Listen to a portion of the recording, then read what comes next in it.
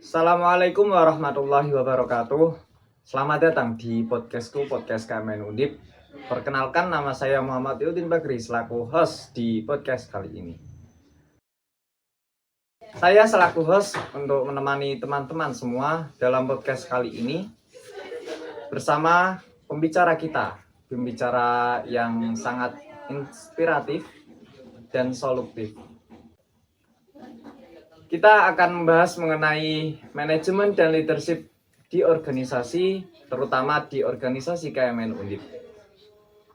Kita telah kedatangan dua sosok pemimpinan dari KMN Undip yang sudah tidak asing lagi bagi warga KMN Undip. Tidak hanya memimpin, tapi juga menjadi representasi model kolaborasi dan sinergi di organisasi. Nah, tanpa berlama-lama lagi, kita sambut Ketua dan Wakil Ketua KMN Undip, yaitu Kang Teddy dan Kang Wiwin. Oke, selamat datang semuanya di acara podcastku, podcast KMN Undip. Yang jelasnya di mana podcast ini enggak pertama gitu ya, Mas Bakri, bener ya? Ini bukan yang pertama kalinya. Di sini saya selaku mentor mungkin ya, bukan sebagai pembicara gitu ya, Kang Wiwin, membersamai lah gitu dengan teman-teman yang memiliki rasa ingin belajar yang tinggi. Jadi saya Teddy Surya Erlambang selaku Ketua Umum KMN di periode 2025 dari Kabinet Rumah Teduh.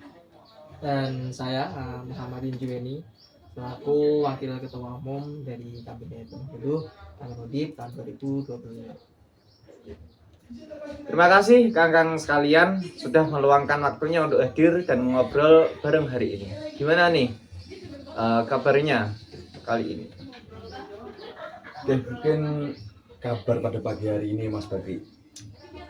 Ya melihat dengan kondisi yang agak mendung gitu ya mungkin ya. Jadi kita harus semangat, kita nggak perlu dikalahkan oleh cuaca.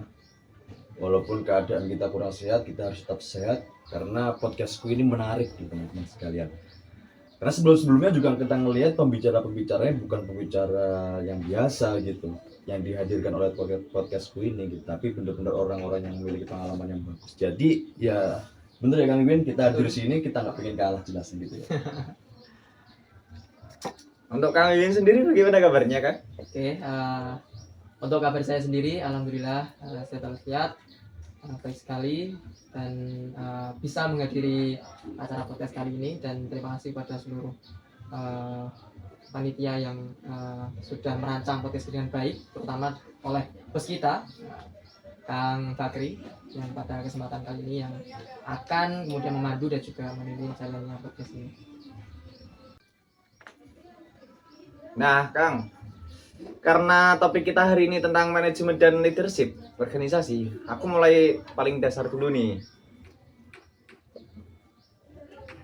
Sebagai ketua dan wakil ketua KMNU, bagaimana sih Kang membagi waktu antara kuliah, organisasi, dan kehidupan pribadi? Untuk Kang Teddy sendiri, silakan bisa menjawab. Oke, mungkin kalau pertama dari aku ya teman-teman sekalian dan Mas Bakri gitu. Jadi kalau misal berbicara soal membagi waktu, wah yang jelas agak sulit gitu ya. Karena posisinya kita juga lagi struggle hitungannya. Kita udah masuk di semester akhir gitu ya. Dan ada perbaikan juga untuk mata kuliah yang jelas agak susah gitu. Tapi di sini jelasnya struggle atau apapun yang ada itu pada diri kita ketika kita memang diamanahkan gitu ya Kang Win dan Mas Gavi, kita nggak boleh menunjukkan gitu ya kepada bahasanya anggota kita ataupun pengurus kita bahwa kalau kita lagi struggle gitu. Nah lalu ketika kita berbicara soal peran gitu, jelasnya diawalin dengan gimana kita menentukan orang tersebut untuk memiliki tanggung jawab di tempat tersebut. Contohnya gitu ya, karena kan kita kan juga kebagi jadi beberapa kadif gitu ya. Kita kebagi jadi beberapa kadif, di mana dia juga menaungi satu divisi. Jadi ketika kita menunjuk gitu dia sebagai seorang kadif, berarti kita harus menyiapkan dia juga gitu. Jadi bukan berarti ini kamu sebagai kadif kamu menunjukkan dirimu dengan bakatmu juga kamu mimpin, tapi nggak seperti itu. Jadi sebelumnya di awal periode pun kita benar-benar ayo kita ketemu dulu, kita bahasanya mentoring dulu gitu ya kan. Jadi itulah peran kita, yang dimana peran tersebut itu harusnya itu dimiliki oleh semua pemimpin gitu. Karena bahasanya kan kita di organisasi gitu ya. Kita bukan di perusahaan, yang dimana di organisasi nggak semua organisasi itu pasti bakal digaji gitu, beda kayak perusahaan. Jadi bentuk pengayomannya tuh harus lebih, yang dimana bentuk pengayoman itu nggak boleh secara logika doang gitu, harus pakai namanya seperti itu. Dan untuk terkait nge-manage waktu mungkin secara aku pribadi ya teman-teman, jelasnya yang paling terpenting yang mungkin gitu ya, seingat saya awalin sebelum saya menjadi ketua umum gitu Mas Bakri, saya coba untuk catat ini mana sih setiap 1 minggu sekali yang namanya, biasanya mungkin teman-teman kalau ngerti to-do list. Jadi setiap minggu aku harus ngapain aja seperti itu. Kayak gitu sih Mas Bakri mungkin dari aku. Oke, gimana nih teman-teman? Tanggapan dari ketua umum mungkin bisa teman-teman pelajari sedikit demi sedikit untuk mempelajarinya, untuk memanage waktu. Untuk Kang Wiwin sendiri kan disambi mondok ya Kang Wiwin, Betul sekali. mondok dan kuliah dan organisasi.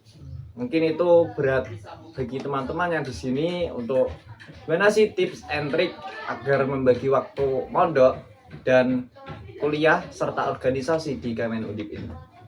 Terima kasih. Tadi saya sampaikan beberapa penjelasan terkait manajemen organisasi oleh Kang Teddy. Mungkin aku lebih mau mengutip aja sih dari namanya itu matrix Eisenhower. Nah, itu ada yang namanya important sama urgent. Nah, di matrix Eisenhower itu ada yang namanya do, yang hal yang harus kita lakukan, atau hal yang important dan itu urgent. Important dalam hal ini artinya itu penting. Important sama urgent itu beda. Kalau important itu penting, kalau urgent itu mendesak. Kalau important atau penting itu lebih ke tidak tersangkut dengan waktu. Jadi kita punya timeline, punya kemudian tanggung jawab ataupun proker-proker yang sekiranya itu penting. Akan tetapi kalau proker itu mendesak ataupun itu urgent, itu yang menjadi yang harus kita lakukan. Jadi ada deadline-nya kalau urgent. Kalau important itu berbeda. Itu nggak ada yang namanya waktu keterkaitan. Nah, hubungannya dengan tadi ya, hubungannya dengan kita membagi waktu antara organisasi, kuliah, dan juga mungkin mondok ya, tambahkan dari aku sendiri ya, karena memang lagi di pondok, jadi memang agak susah membagi waktunya. Cuman ya dari kita kemudian pandai membagi waktu antara mana yang mungkin lebih penting, mana yang lebih mendesak, antara kepentingan kita di organisasi ataupun kepentingan kita di pondok, bahkan kepentingan di kuliah juga, itu harus ada skala prioritasnya masing-masing. Jadi kita harus tahu mana yang lebih kita dahulukan, mana yang lebih kita prioritaskan, mana yang kita kemudian kita ngalah terlebih dahulu, tapi ada sesuatu yang kita lebihkan, ada sesuatu yang kita dahulukan. Itu sih mungkin dari aku untuk membagi waktu. Oke, teman-teman nih yang belum kuliah mungkin bisa sharing-sharing lebih jauh lagi tentang mondok serta kuliah. Nah, untuk pertanyaan selanjutnya, kalau boleh diceritakan bagaimana pembagian peran antara Kang Teddy sendiri sebagai ketua umum, Kang Wiwin sendiri sebagai wakil ketua umum di Undip sendiri, itu bagaimana sih Kang peran pembagian peran antara ketua dan wakil ketua di Kemen Undip sendiri? Mungkin Kang Wiwin bisa menjawab. Oke, terkait pembagian perannya, mungkin organisasi Kemen Undip ini sebenarnya kurang lebih sama dengan organisasi lain. Cuman kita kan memang ranah geraknya di eksternal kan, dan di dakwah kampus juga. Tapi secara administratif atau secara pembagian peran itu kurang lebih sama. Yang mana ketua itu lebih ke ranah yang namanya ranah eksternal. Kalau dari wakil ketua itu di ranah internal. Bagaimana dari ketua itu mungkin dari wakil dulu ya, karena saya sebagai wakil ya. Jadi kalau di ranah wakil itu kan dari internal. Nah, internal itu lebih ke mengawasi atau memonitoring dari masing-masing anggotanya, ataupun kalau bahasanya dari sini tuh dari Kamenudip itu ada Kadif ya, Kadif, kemudian dari Kadif itu menyampaikan ke anggotanya. Nah, itu kita memonitoring Kadif bagaimana keberjalanan prokernya, kemudian bagaimana komunikasi antara anggota-anggotanya, bagaimana kita kemudian mengevaluasi dan memantau proker-proker yang belum terlaksana maupun yang sudah terlaksana, bagaimana proker itu dijalankan dengan efektif atau tidak, bagaimana proker itu dalam keberjalanannya itu apakah sudah sesuai dengan apa yang diharapkan, apa yang menjadi tujuan dari awal organisasi itu kemudian dijalankan oleh masing-masing divisi, atau bagaimana kemudian kita evaluasi. Nah, evaluasi itu dan laporan-laporan dari hasil dari pemantauan kita terhadap kadif-kadif kita akan kita sampaikan dan kemudian kita evaluasi dan koordinasikan ke ketua. Kemudian dari ketua akan kita rapat sendiri dan masing-masing wakil dan juga ketua, kemudian memutuskan untuk ranah geraknya seperti apa, kemudian ranah prokernya ini seperti apa gitu. Nanti kemudian kita teruskan lagi ke kadif kita, ke bawah kita. Mungkin dari aku itu sih kayak pembagian peran. Dari ketua umum sendiri gimana, Kang? Oke. Jadi gini, Mas Bakri gitu ya, mengsederhanakan dari yang disampaikan oleh Mas Wiwin. Yang pertama itu diibaratkan kalau saya gitu, saya selalu memprinsipkan adalah kalau aku kerja gak ada, karena kan wakilku kan dua kan di sini gitu ya, ada dari Wiwin dan juga ada Vina. Jadi kalau aku kerja tanpa ada yang mereka, ya ibaratnya ada hal yang kurang. Dan pun saya juga sebagai ketua umum juga coba untuk mengajarkan ke mereka bahwa kalau mereka kerja tanpa adanya saya juga ada yang kurang. Jadi ibaratnya kalau kita bahasa sederhanakan, kita kerja coba untuk pakai hati. Kenapa seperti itu? Karena kalau kita coba untuk mengejar yang namanya target, kalau kita mengejar yang namanya selalu mengejar namanya tujuan, kadang kita luput ataupun lupa terkait bahasanya sebuah kenyamanan. Karena hitungannya gini, saya pernah diceritakan ataupun pernah diberitahu gitu ya oleh ketua-ketua umum tahun-tahun sebelumnya gitu, bahwa satu periode itu cuma sebentar loh. Satu periode itu ya cuma 1 tahun gitu, ibaratnya kayak gitu. Nah, lalu alangkah baiknya bahwa kita jangan terlalu strict terhadap sebuah organisasi.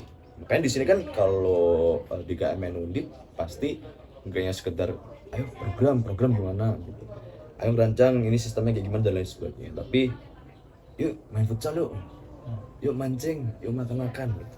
Jadi lebih untuk menciptakan seperti itu. Nah, lalu untuk terkait peran, memang ketua selalu bahasanya dikategorikan untuk ngurusin suatu hal yang itu bersifat eksternal seperti itu.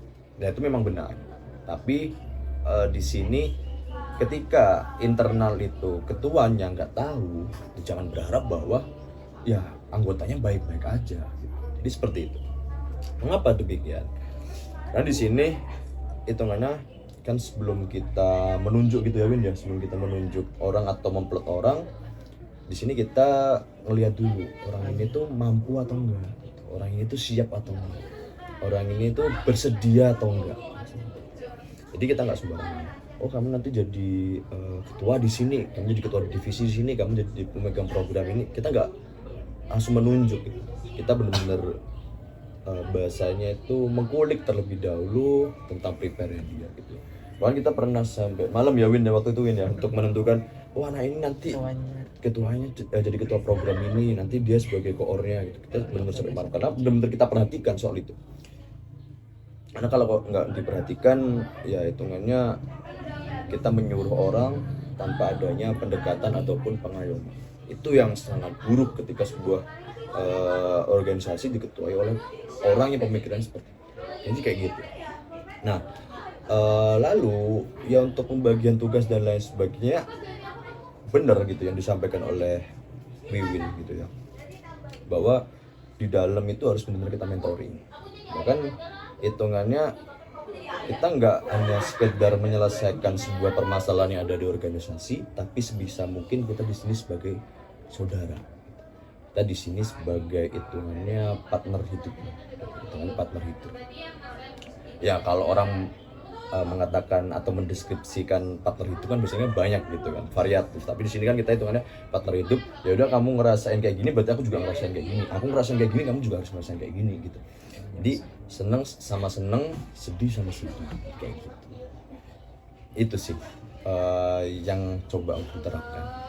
Berarti ketua dan wakil ketua itu tidak hanya memimpin tapi juga mengayomi semua anggota-anggotanya. Oke, selanjutnya dalam organisasi ini mungkin ketua dan wakil itu kan mempunyai pendapat tersendiri. Nah, itu bagaimana sih menyelaraskan pendapat tersebut dari wakil sendiri, dari ketua sendiri? Mungkin ketua berpendapat A dan wakil berpendapat B.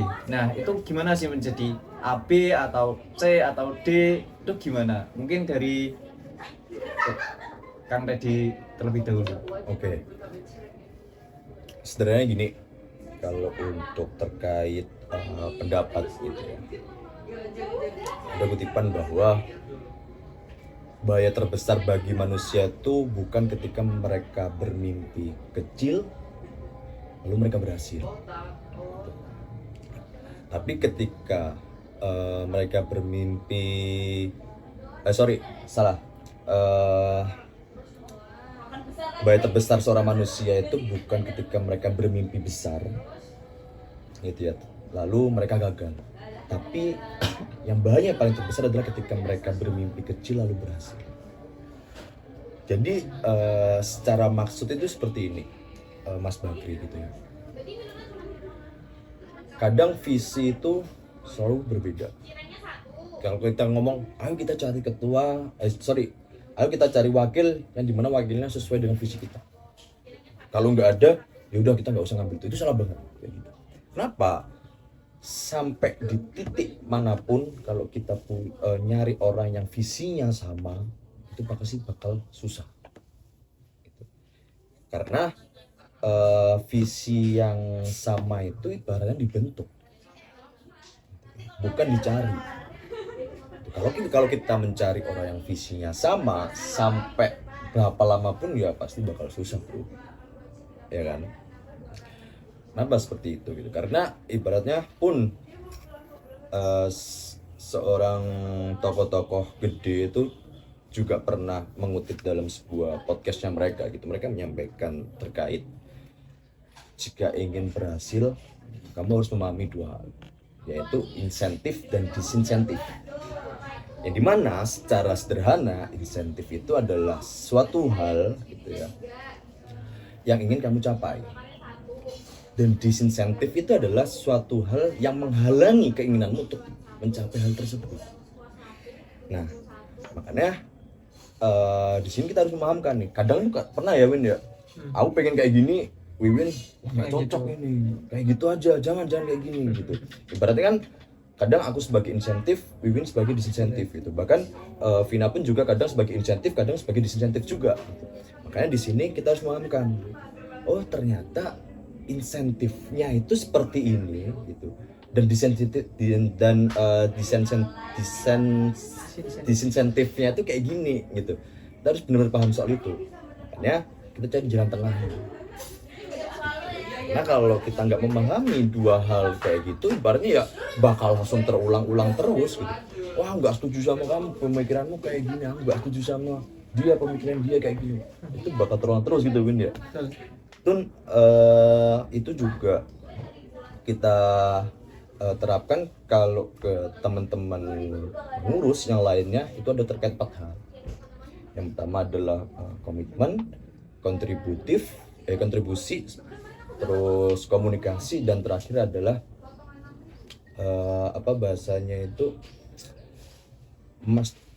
memastikan lah bahasanya itu kan memastikan.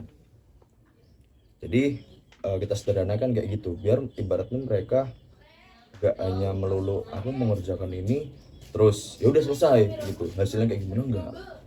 Jadi seperti itu kalau aku. Oke, berarti perbedaan pendapat apapun pasti kita selalu menyatukan perbedaan pendapat tersebut agar menjadi satu pendapat yang itu dimana teman-teman sendiri tahu lah, pastinya kalau ada dua kubu yang saling bertentangan pasti itu tidak akan berjalan dengan lancar. Makanya kita harus satu pendapat untuk tujuan bersama. Oke. Selanjutnya organisasi itu tidak terlepas dari komunikasi ya. Menurut wakil ketua sendiri, bagaimana sih membangun komunikasi tersebut yang efektif baik secara vertikal maupun horizontal? Terus adakah tips untuk komunikasi tersebut untuk menjalin secara baik? Silakan. Mungkin terkait manajemen komunikasi yang maksudnya ini. Jadi nanti kalau misal ada tambahan ataupun kekurangan bisa diganti oleh ketua kita yang mungkin lebih paham terkait komunikasi. Jadi untuk dari saya sendiri ya selaku wakil ketua terkait komunikasi, karena kita sebelumnya tadi juga sudah menyebut ranah kita di internal, tentunya kita juga harus bisa kemudian mengkoordinasi ataupun mengkomunikasikan apa yang sudah ada di dalam instruksi, kemudian kita sampaikan ke pihak-pihak terkait. Nah, di dalam komunikasi itu ada yang namanya komunikasi vertikal dan juga ada komunikasi horizontal gitu. Kalau vertikal itu dari atas ke bawah, kalau untuk horizontal itu dari sama rata gitu, kayak dari samping kiri ke kanan gitu. Kalau vertikal itu dari atas ke bawah. Nah, untuk yang komunikasi vertikal itu contohnya itu ketika dari ketua nih misal menginstruksikan untuk oke, kita adain rapat nih pada hari ini, kemudian nanti disampaikan ke kadif-kadifnya, misalnya rapat pengurus lah ya, rapat pengurus bulanan rutin itu oke, kita sampaikan ke masing-masing anggotanya, masing-masing kadifnya gitu. Kalau kita kan bahasanya di sini kadif lah ya. Kemudian dari kadif kemudian menyampaikan ataupun mengkonfirmasi untuk kedatangan rapatnya. Nah, itu komunikasi yang sehat seperti itu. Jadi kalau semisal dari kadif-kadifnya itu belum bisa untuk hadir, setidaknya ada konfirmasi lah, ada yang namanya berkabar dulu, semisal dari Kang Bakri nih, kita jadi semisal dari kadif kita. Nah, itu semisal tidak bisa mengikuti rapat atau mengikuti agenda-agenda tertentu, tentunya dari Kang Bakri juga bisa menyampaikan kendalanya ke ketua atau ketua panitia atau ketua umumnya gitu. Jadi dari ketua umum tahu dan dari masing-masing kadifnya itu juga memaklumi gitu. Kalau semisal ya ini aku nggak bisa hadir, berarti ya setidaknya nanti untuk notulensi ataupun untuk hasil rapatnya ya kita juga kalau bisa kita yang reach out gitu, kita yang minta gitu. Kayak kita ketinggalan informasi atau apa, ya kita minta informasi itu kepada orang yang mendengarkan atau yang hadir pada forum tersebut gitu. Jangan kita nggak hadir tapi kita juga acuh tak acuh, kita nggak peduli, kita nggak paham informasi yang disampaikan, kita nggak tahu progresnya, jadi ya konyol nanti. Jadi nanti ujung-ujungnya itu pasti akan hilang gitu. Pasti. Kalau awalnya aja sudah kebiasaan itu ditumbuh suburkan, pastinya nanti lama-kelamaan pasti bakalan hilang dan akan sulit untuk berkomunikasi gitu. Dan itu merupakan salah satu komunikasi yang gak sehat menurutku. Nah, kalau diteruskan akan ya merongrong organisasi itu dari dalam tentunya ya. Itu baru ranah internal ya, bukan kita komunikasi ke eksternal ya. Itu mungkin yang bisa aku sampaikan sih terkait untuk ranah komunikasi gitu. Nah, untuk mungkin dari aku sendiri ya, untuk komunikasi, namanya kan dari komunikasi itu kan ada yang namanya tadi horizontal vertikal dan ada juga yang namanya top down sama bottom up gitu. Kalau top down itu lebih ke instruksi, jadi dari top, dari atas kemudian turun ke bawah, namanya dia instruksi atau perintah untuk menjalankan suatu kegiatan atau program lah bahasanya. Kalau bottom to up itu dia bahasanya laporan, jadi lapor nih dari lapor ketua lapor monitor ketua, anggota lagi gacar ketua gitu, kayak gitu bahasanya lah. Kalau laporan dari bawah dari anggota-anggota kita ke ketua atau suatu posisi di atasnya gitu, nggak harus ketua, tapi memang rata-rata dari ketuanya sih, dari anggota lapor ke ketua. Itu sih mungkin dari aku. Mungkin saya kembalikan ke Mas Bakri. Berarti wakil ketua itu dari ketua umum sendiri menyampaikan ke anggota-anggotanya itu atau internal. Menurut ketua sendiri gimana nih ketua? Komunikasi ke eksternal sendiri, mungkin ke organisasi yang lain atau ke pengasuh atau ke pendidik, itu gimana nih? Oke. Monitor ketua. Gampangnya gini, Mas Bakri. Aku selalu menempatkan bahwa aku, Vina sama Wiwin ini ibaratnya satu titik di mana kita menghubungkan ke banyak jaringan gitu. Kenapa? Jadi ibaratnya kalau aku tahu ini, Wiwin sama Vina harus tahu ini. Kalau Wiwin sama Vina tahu ini, aku juga harus tahu ini. Kita memprinsipkan soal itu dulu. Yang harusnya jelasnya ketika seorang leader, dia juga harus tahu. Jadi jangan berharap gitu ya, anggota kita komunikasinya lancar tapi kita nggak lancar juga komunikasinya kayak gitu. Tapi sering terjadi mungkin di organisasi lain adalah ketika pimpinannya udah bagus komunikasinya tapi anggotanya nggak bagus kayak gitu bro. Nah kembali ke poin yang aku sampaikan tadi, bahwa ketika aku fokus ke ranah eksternal gitu ya kan, karena kan kita itu kan di sini stakeholder banyak ya bro, dengan organisasi ROIS lainnya gitu, dengan pembina-pembina, dengan pihak dosen juga, dan pun juga ada pengasuh-pengasuh dari pondok sekitar gitu. Kita stakeholder lumayan banyak, apalagi juga dengan bahasanya alumni-alumni kayak gitu. Jadi kita ini stakeholder nggak cuma 1-2 doang gitu. Jadi kita stakeholder ini banyak. Memang ketika wakil itu fokus ke internal, ketua itu fokus ke eksternal, ya benar yang disampaikan sama Win tadi gitu. Ada yang memang urusannya ketika dalam ruang lingkup atau skupnya di dalam suatu organisasi, ada namanya bottom up sama top down kayak gitu. Tapi ketika kita ke eksternal gitu, sebisa mungkin apa yang aku dapat di eksternal, informasi atau apapun itu selalu sampaikan kepada internal juga kayak gitu. Itulah perannya. Dan bahkan ketika di dalam itu lagi kenapa atau lagi apa atau lagi ada problem apa gitu, ya Wiwin sama Vina yang fokus di sini gitu untuk menyelesaikan hal tersebut. Dan ketika internal itu tadi perlu disampaikan kepada pihak eksternal, ya melaluinya utamanya tanggung jawabnya lewat aku. Tapi di sini kalau terkait berbicara soal teori komunikasi gitu, kita ada banyak sebenarnya. Teori komunikasi kita ada banyak. Ada yang pertama adalah teori komunikasi struktural klasik gitu ya. Itu yang pertama. Yang kedua adalah teori neoklasik gitu, atau hubungan antar manusia yang gitu.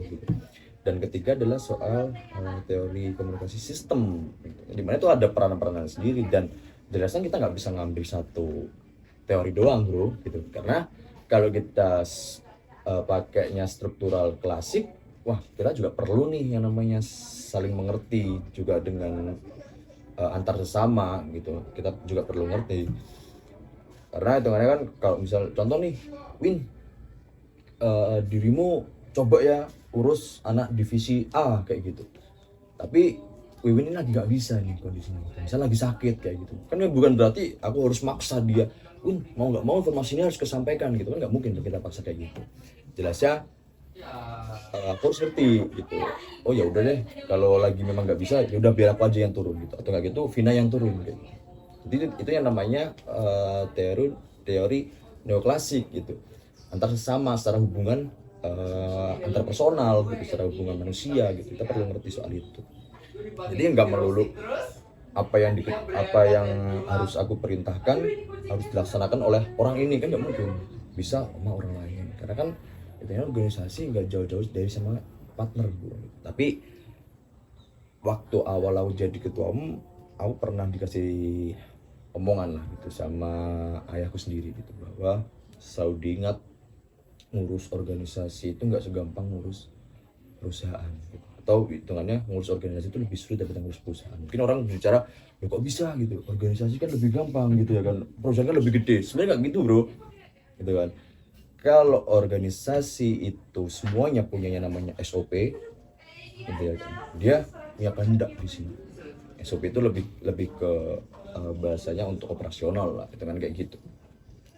Dia bisa berkehendak, oh orang ini nggak jelas, bisa kita SP gitu, bisa kita lepas, bisa kita copot dari jabatan gitu. Tapi kan hitungannya kita nggak selalu memberikan suatu keuntungan gitu untuk dia. Tapi kalau suatu perusahaan kan jelas di sini ada maksud, ada kepentingannya. Tapi kadang setiap anggota organisasi itu bener ya Ben ya, setiap organisasi itu nggak semua orang tuh punya kepentingan di situ.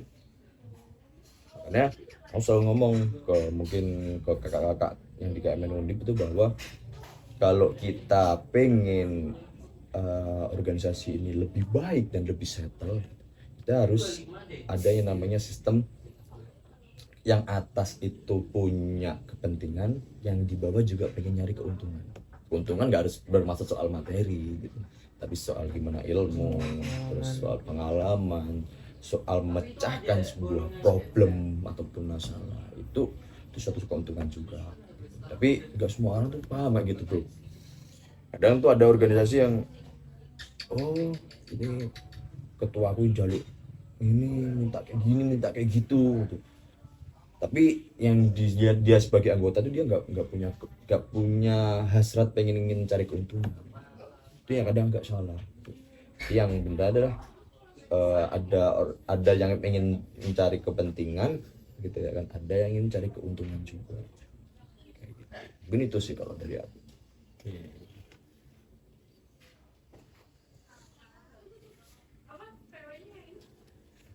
Soal pengalaman nih Kak, kan pengalaman kalian kan udah banyak nih, entah itu ikuti lomba-lomba, entah itu dari wakil dan ketua wakil sendiri, itu kan pengalamannya udah banyak nih. Nah, selama pengalaman tersebut, tantangan apa sih yang udah dialami selama memimpin? Mungkin dari wakil ketua sendiri. Oke, mungkin menjawab tentang tantangan. Sebenarnya kita bergerak di organisasi yang ranahnya keagamaan itu memang agak susah, ataupun tantangannya banyak lah bahasanya. Tidak sebebas kita ke organisasi yang konvensional lah, kayak organisasi BEM ataupun JZHM ataupun UKM lah, UKM yang dia punya kegiatannya sendiri, kegiatan kegiatan fokusnya sendiri, Ada duitnya. ada duitnya jelasnya ya. Kalau kita kan organisasi yang geraknya itu di ranah keagamaan, yang dia memang benar-benar khidmah gitu Pak. Jadi kita landasan dasar kita untuk kemudian menjalankan organisasi ini ya dengan khidmah itu. Nah, khidmah itu sesuatu yang mudah diucapkan tapi sulit untuk dilakukan. Karena urusannya dengan hati, dengan kita bergerak gitu. Hati, menggerakkan hati itu nggak sulit Pak. Karena ya walaupun mungkin Tuhan bisa membolak-balikan hati manusia ya sekejap, tapi untuk membolak-balikan hati yang sesama manusia itu lebih sulit. Apalagi kita mengurus organisasi yang non profit kan, kita nggak dikasih keuntungan yang tadi disampaikan, ada keuntungan materi lah. Mungkin orang-orang menganggap organisasi ini ada keuntungan materinya nih, kita dapat duit lah, dapat apalah barang lah, atau dapat apa yang sekiranya bisa kita hitung sebagai materi gitu. Tapi orang-orang nggak memandang kalau kita dapat juga pengalaman, kita juga dapat ilmu di situ gitu. Nah, itu menjadi tantangan terbesar aku sih, dari aku pribadi ya. Karena dalam menjaga marwah organisasi itu gak mudah, apalagi sekarang NU juga ya itulah agak digonjang-ganjingkan dengan Naik daun. urusan-urusan di atasnya. Bukan naik daun, Pak. Daun jatuh ini, Pak. Naik daun, naik gitu. Gombang-gambing ini, gonjang-ganjing ini, Turun Pak. daun. Iya. Jadi kita juga harus bisa kemudian punya apa ya?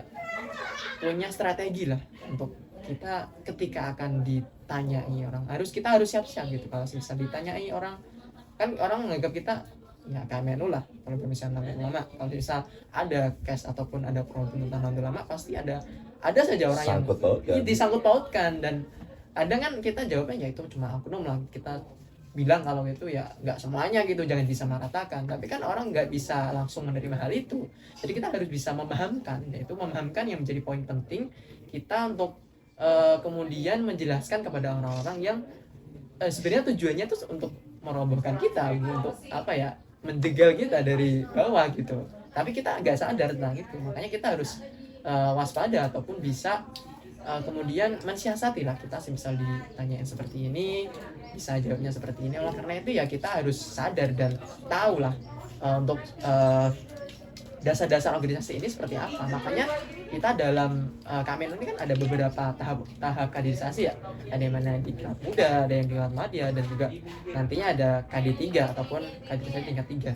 Nah itu di dalam kaderisasi itu tentunya banyak materi-materi yang memuat tentang KMN itu sendiri. Nah berbekal dari materi itu kita juga harus bisa mengembangkan apa materi yang sudah kita dapat, kemudian kita dalami ilmu tersebut, yang kemudian ilmu itu kita aplikasikan dan kita representasikan kepada kehidupan kita sehari-hari gitu. Termasuk salah satu makalah penting dalam NU yakni al-muhafadzah ala qadimi sholih wal akhdhu bil jadidil asr. Jadi itu yang selama ini aku pegang, yang artinya adalah menjaga hal-hal yang sudah ada, yang baik, kemudian menambahkan ataupun mengambil sesuatu yang baru, yang baik pula. Jadi itu yang agak sulit dan struggle untuk kita lakukan gitu. Kemudian kita menjaga tradisi kita, tradisi amaliyah kita yang itu baik dan harus kita lestarikan karena itu menyangkut dengan amaliyah NU itu sendiri kan. Dan kemudian mengambil sesuatu baik yang baru yang baik juga gitu. Kayak kita kan kuliah di kampus ya, di perguruan tinggi lah, orang menganggap ini suatu privilege pada orang yang bisa kemudian belajar di perguruan tinggi. Nah, karena kita sudah belajar di perguruan tinggi, tentunya banyak ilmu-ilmu ataupun hal-hal penting yang sekiranya itu baru dan harus kita terapkan ke diri pribadi maupun di organisasi, dan itu menjadi sebuah tantangan tersendiri bagi aku ya. Sebagai wakil ketua tentunya untuk membersamai ketuaku untuk menjalankan organisasi ini. Mungkin itu dari aku sih. Terima kasih. Berarti tantangan dari wakil ketua itu mungkin dari tanggapan orang lain tentang KMNU sendiri. Ya mungkin dari yang eksternal ya, kalau internalnya tadi udah sampai. Mungkin dari ketua umum bisa menambahkan atau bisa menyanggah. Oke, kalau menyanggah enggak sih, itu bener gitu ya, faktanya kayak gitu bro. Jadi ibaratnya mungkin kalau kita berbicara soal pandangan gitu ya, soal pandangan dari orang luar kepada kita, variatif bro, variatif. Ada yang memang menganggap bahwa organisasi KMN ini baik ini, organisasi KMN ini jelas nih arah tujuannya kemana. Tapi ada juga bro orang yang menganggap bahwa itu gimana sih ini kok nggak kesana nggak kesini gitu, Situ mulu kan. Jadi banyak lah hitungannya. Lalu apa yang sekiranya bisa kita berikan gitu kepada pihak luar gitu ya, bahasanya adalah kita menunjukkan bahwa selalu menunjukkan sisi positif. Selalu hitungannya aku tanamkan kepada teman-teman anggota gitu ya, bahwa kamu nggak harus sama dengan dia dan dia juga nggak harus sama dengan kamu. Apa maksudnya di situ adalah soal terkait karakter dan juga peran kayak gitu. Jadi beratnya kalau kita menyamaratakan gitu, berarti kayak oh kalau Wiwin orang yang kayak gini aku juga kayak gini gitu, oh kalau Teddy orang yang kayak gini Wiwin harus kayak gini. Wah nggak bisa bro kayak gitu kan, karena di sini kan hitungannya kita dilahirkan dengan lingkungan berbeda gitu kan, kayak gitu. Tapi ketika ya kembali itu tadi yang aku sampaikan bahwa di awal gitu ya, kita nggak bakal bisa menemukan orang yang dengan visi yang sama kecuali dengan kita bentuk visi itu tadi. Sejak kita masuk 2022 ya Pak ya, kita masuk 2022 akhir, waktu itu kita di Diklat Muda sampai masuk tahun 2023, waktu itu di kepengurusan ketua umum tahun 2023 kita gerak juga beda ya Pak ya. Wiwin fokus di organisasi yang di Rohis gitu ya, aku juga fokus organisasi kan di internal, ya, dimana kita selalu coba untuk membawakan adalah terkait apa yang kita dapat dari luar selalu kita kembangkan di KMN itu sendiri kayak gitu. Dan pun apa yang kita dapatkan di KMN kita coba sebarkan atau kita coba informasikan kepada orang luar, caranya kayak gitu. Nah dengan apa yang aku sampaikan tadi adalah terkait karakter dan juga peran dengan cara disesuaikan oleh karakternya sendiri-sendiri gitu. Oh Wiwin karakternya kayak gini, aku karakternya kayak gini gitu ya kan. Dan pun secara main peran juga beda-beda ya bro jelasnya, karena nggak mungkin bisa kita samakan.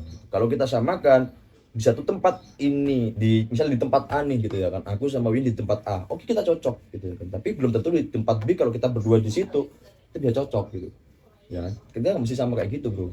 Jadi kalau ada di tempat A berarti ya udah Wiwin atau aku atau Vina yang harus cocok di situ gitu. Atau di tempat B siapa di antara kita bertiga yang cocok di situ gitu. Bahkan ini harus diterapkan kepada semua teman-teman yang lainnya gitu. Harus diterapkan ke teman-teman yang lainnya bro gitu, karena nggak mungkin kita harus semua sama dengan satu model yang sama, kita ditaruh di tempat A, oke tempat A bisa gitu, tapi kalau ditaruh di tempat B kita nggak diterima, kita nggak ibaratnya kita nggak bisa bahasanya apa ya, menjelaskan atau menyebarkan soal ilmu kita, wah kita benar-benar ditolak bro. Jadi kita harus benar-benar main peran itu nanti kayak gitu. Bahkan juga teman-teman terkait prestasi itu banyak ya bro. Banyak. Prestasi juga banyak gitu ya, misal nih Wiwin atau Vina punya prestasi sendiri, aku punya prestasi sendiri gitu. Ada teman-teman anggota yang juga punya prestasi sendiri, mungkin di PMB atau di PKM, mereka punya prestasi sendiri-sendiri, mereka punya arah gerak sendiri-sendiri. Nggak bisa kita jadikan sama. Oh, yaudah kita harus punya prestasi yaitu soal PKM di kewirausahaan atau di PMB, semua harus kayak gitu, nggak bisa. Yang penting adalah di mana peran atau karakter kita kembali ke satu visi itu tadi. Oh, kita pengen seperti ini supaya tujuannya saling menguatkan kayak gitu. Ini tuh yang misalnya. Ini pertanyaan terakhir dari wakil dan ketua umum KMN Undip. Apa sih pesan yang ingin disampaikan oleh kalian berdua ini tentang leadership dan manajemen organisasi dan etika berproses di dunia kampus tersebut? Mungkin dari Kang Wiwin pesan yang ingin disampaikan oleh teman-teman. Oke, ini terakhir ini ya, udah nggak kerasa udah terakhir ya. Dan selama ini kita menemani pemirsa sekalian, podcast kalian. Jadi untuk pesan dari aku sendiri ya, untuk teman-teman dari KMN sendiri itu ya simpel aja sih dari aku. Ada sebuah sekolah ataupun kata-kata yang sering digaungkan, ojo urip neng NU tapi ngurip-urip yo NU. Maksudnya jangan mencari kehidupan di NU, jangan kita mencari keuntungan ataupun profit di NU yang itu secara material, tapi kita mencoba hidup-hiduplah NU. Karena apa? Karena kita di NU sendiri ini kan organisasi yang bergerak di ranah keagamaan ya, yang secara arah ranahnya itu tadi udah sampaikan, kita modelnya hikmah gitu, hikmah kepada dunia organisasi, yang mana organisasi itu didirikan oleh seorang Hadratus Syekh Yahya Hasyim Asy'ari, yang mana dalam makalannya juga menyebut kalau ya para siapa yang nguri-nguri ataupun menghidupi dari organisasiku yaitu NU, maka ia akan kuanggap santriku, dan pada siapa yang menjadi santriku saya doakan masuk surga gitu kan. Dan itu yang selama ini aku pegang dan ingin saya sampaikan terus menerus ke teman-teman semuanya, dan itu yang menjadi yang selama ini membuat diriku sendiri ya bisa bertahan sampai sekarang, dan itu yang mungkin bisa aku bagikan dan saya bagikan ke teman-teman semuanya. Mungkin itu sih, nggak usah banyak-banyak langsung. Oke, terima kasih. Setelah ini kita akan mendengar pesan yang disampaikan oleh Ketua Umum untuk tentang tema kita leadership dan manajemen organisasi. Mungkin teman-teman sekalian, kan kita kan sama laki-laki. Nah, mungkin apa pesan Kang Teddy sendiri untuk memesani laki-laki di luar sana yang ingin leadershipnya itu ketata rapi dan baik gitu, gimana Kang? Oke. Ini Mas Bakri diawalin. Kadang kan orang berpikir ketua itu harus laki-laki gitu. Kadang kan kayak gitu, tapi kan belum tentu. Kadang juga perempuan itu hitungannya dia juga punya potensi gitu ya. Karena tahu bisa dikatakan kemampuan yang lebih layak daripada laki-laki itu gitu ya. Jadi hitungannya pemimpin atau leader itu kita nggak harus berlaku soal gender. Nah, lalu di sini adalah mungkin yang bisa aku sampaikan, kita nggak usah memandang itu laki-laki atau perempuan gitu ya Mas Bakri. Kita sebut itu adalah leader gitu. Bahwa yang mungkin gitu bisa jadi pemahaman ataupun jadi ilmu kepada teman-teman sekalian. Yaitu ada quotes lama gitu ya kan, ada pepatah lama yang dia yang ucapannya itu kayak gini. Jangan kita terlalu fokus untuk ngejar kupu-kupu, tapi fokuslah membangun taman yang bagus. Meskipun kupu-kupu itu nggak datang, setidaknya kita punya taman yang bagus. Apa maksudnya itu gitu ya? Orang bisa mendeskripsikan itu banyak hal, gitu. Tapi kalau di aku adalah jangan kita terlalu fokus untuk mengejar tujuan, jangan terlalu fokus kita untuk mengejar target, tapi lebih fokuslah kita untuk membangun tempat atau wadah yang bagus. Mengapa demikian gitu ya kan? Kita kalau fokus ayo kejar target gitu ya. Orang bakal capek bro. Ya, ibaratnya sama kayak tadi yang aku sampaikan gitu ya, bahwa kita ini di sini nggak ada bayaran gitu. Kita kan sampaikan kayak gitu aja, yang kita belak-belakan gitu. Kita nggak ada bayaran. Tahu hitungannya, ya mohon maaf mungkin kalau kita sampaikan sedikit gitu ya kan. Wah ini bahaya ini nanti ketua sama wakilnya nanti nilep uang. Wah kita nggak usah berpikiran kayak gitu bro gitu. Kita jangan berpikiran kayak, kita nggak bisa berpikiran kayak gitu. Kita bantu, oh gimana nih organisasi ini bisa tetap berdiri, tetap ada, tetap jadi wadah gitu. Dan kembali di sini adalah kenapa kabinet ini dinamakan kabinet rumah teduh gitu ya. Karena hitungannya biar jadi tempat pulang gitu untuk semua orang. Gitu. Jadi kembali yang soal quotes tadi gitu ya kan. Jangan terlalu fokus mengejar kupu-kupu, tapi bangunlah taman yang bagus gitu ya, ataupun taman yang nyaman lah gitu bahasanya. Karena target itu kecil loh bro, presentasinya ketika tercapai bener-bener target itu kecil loh. Kita udah nyusun plan A B C D jadi target semua, kadang A doang yang dapat, kadang cuma A minus malah kita nggak dapat target itu malah. Makanya kita antisipasi di sini gitu, ketika target tadi memang nggak tercapai gitu, yang penting kita bangun wadah yang nyaman, bangun tempat yang nyaman kayak gitu. Jadi mungkin untuk para leader di sini gitu ya kan, aku nggak ngomong bos ataupun lain sebagainya, mungkin teman-teman sekalian punya teori sendiri-sendiri gitu. Tapi di sini satu hal yang terpenting adalah bro, organisasi itu bakal susah berjalan ketika kita nggak memberikan suatu kenyamanan atau dampak positif. Karena banyak kan orang kerja di tempat ini nggak nyaman, resign, pindah, dia cari tempat yang lebih kerja. Kadang kan banyak nih di sini, dia di tempat A gajinya tinggi tapi dia nggak nyaman bro. Gitu. Kadang orang memilih resign, dia lebih milih ke tempat B, gajinya kecil tapi dia yang penting nyaman. Sama di sini. Makanya tadi kalau soal kerja, bahkan juga soal organisasi seperti itu kurang lebih. Gitu ya. Bangunlah tempat yang nyaman, urusan target nanti biar Allah yang atur gitu ya. Itu mungkin itu seperti itu Mas Febri. Dari kalian sendiri ada gak sih, sebelum ini kita akhiri nih, dari kalian sendiri ada nggak sih cerita yang berkesan gitu, entah itu saat prokeran atau saat berkumpul-kumpul, cerita yang berkesan bagi kalian? Mungkin salah satu aja ya, entah itu Kang Reddy atau Kang Wiwin, silakan berdiskusi sendiri. Mungkin salah satu aja cerita yang berkesan dari selama satu periode kalian bekerja ini, apa yang berkesan? Boleh, silakan. Yang paling berkesan itu sowan ya. Sowan bro. Sowan untuk acara yang besar itu. Ya mungkin dari aku dulu gitu ya, ditambah sama Wiwin.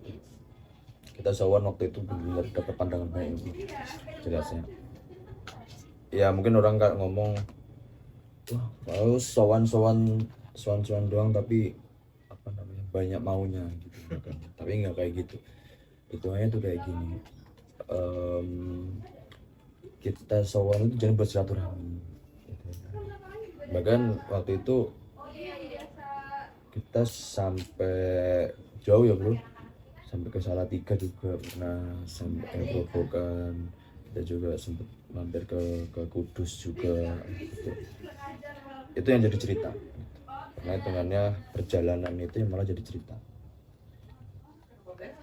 Dan hitungannya ini masuk tahun ini ya, waktu terakhir ya, injury time lah bahasanya gitu. Jadi kalau yang paling berkesan ataupun cerita itu kita sowan dan kita dapat omongan bahwa KMN itu sebenarnya dipandang baik banget. KMN dipandang baik banget. Ada yang ngomong kayak gitu. Ada yang ngomong juga, KMN ini arah gerakmu kemana sih? Itulah yang dimana ketika kita pulang dari sowan kita langsung mikir, oh iya ya, kayak gini ya ternyata ya. Oh dipandang kayak gini juga ya. Oh ternyata kita cuma membingungkan orang ya kan. Jadi kayak gitu. Itulah kadang yang menurut aku agak berkesan gitu. Itu sih. Oke. Dari akhir pembahasan kita mungkin kita cukupkan sekian. Jadi teman-teman kita telah mengenal lah dari komunikasi, organisasi, entah itu motivasi, kesan, pesan yang telah dialami oleh ketua dan wakil ketua sendiri. Terima kasih banyak Kang Teddy dan Kang Wiwin atas insight dan ceritanya yang luar biasa hari ini. Semoga apa yang dibagikan bisa jadi inspirasi bagi teman-teman semua yang sedang belajar manajemen, organisasi, dan kepemimpinan yang lebih bijak lagi. Sampai jumpa di episode berikutnya. Wassalamualaikum warahmatullahi wabarakatuh. Waalaikumsalam warahmatullahi wabarakatuh.